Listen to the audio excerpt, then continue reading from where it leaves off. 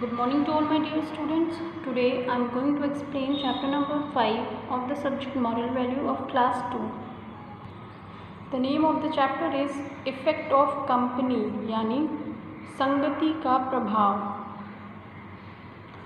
The words which I am underlining in this chapter, you also have to underline those words, right? David used to roam with bad boys. From home he used to get ready for school, but on the way he used to accompany bad boys and steal fruits from gardens. David जो है वो बुरे लड़कों के साथ घूमता है.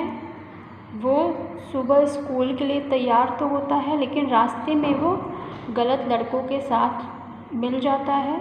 उनके साथ जा कर के बगीचों से फल चुराया करता है. David's father advised him a lot, but he did not obey. David के पिताजी उसे बहुत सलाह दे चुके हैं, उसे कई बार समझा चुके हैं, लेकिन फिर भी वह नहीं मानता है. David's father had an idea which would have helped David to leave the dirty habit. और अब डेविड के पिताजी के पास एक आइडिया है जिससे कि डेविड को अपनी बुरी आदतें छोड़ने में मदद मिलेगी. He brought a basket of rotten mangoes from the market and along with brought good quality of mangoes. उसके पिताजी जो रहते हैं एक बास्केट में कुछ ख़राब आम लेकर के आते हैं और उसी के साथ कुछ अच्छे क्वालिटी के आम लेकर के आते हैं. At night he told David, son, go and keep these good mangoes in the basket. In the morning eat them from here. और जब उसके पिताजी आम की टोकरियाँ लेकर के आते हैं तो फिर वो डेविड को रात में बुलाते हैं और कहते हैं कि बेटा इसे ले जा कर के अच्छे आमों के साथ बास्केट में रख दो और फिर सुबह इन्हें तुम खाना.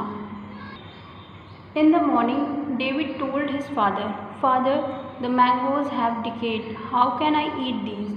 तो फिर जब सुबह होती है तो डेविड जाता है फिर पिताजी के पास और उनसे बोलता है कि पापा ये सारे आम जो हैं वो सब सड़ गए हैं, मैं इन्हें कैसे खा सकता हूँ.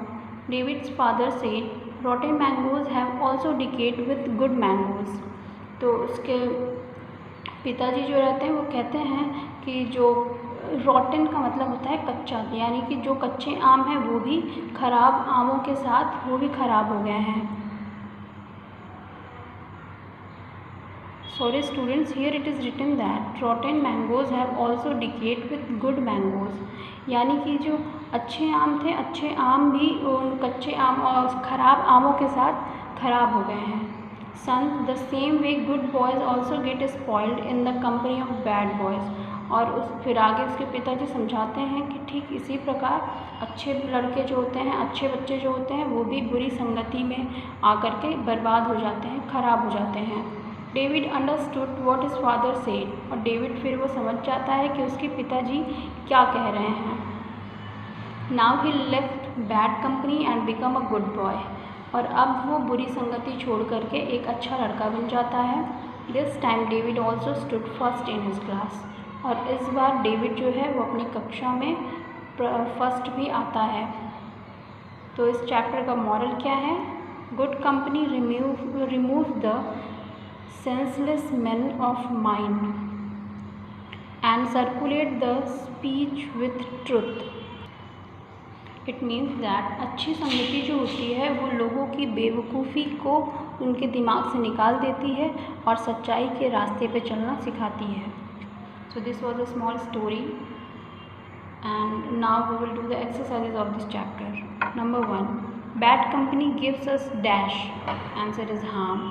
Number 2, always keep the company of dash is of good person. Next, after leaving the bad company, David became a dash, it is good boy. State true or false. Number 1, David used to company with good boys, it is false. David obeyed his father, it is false. Good company gives us harm, it is false.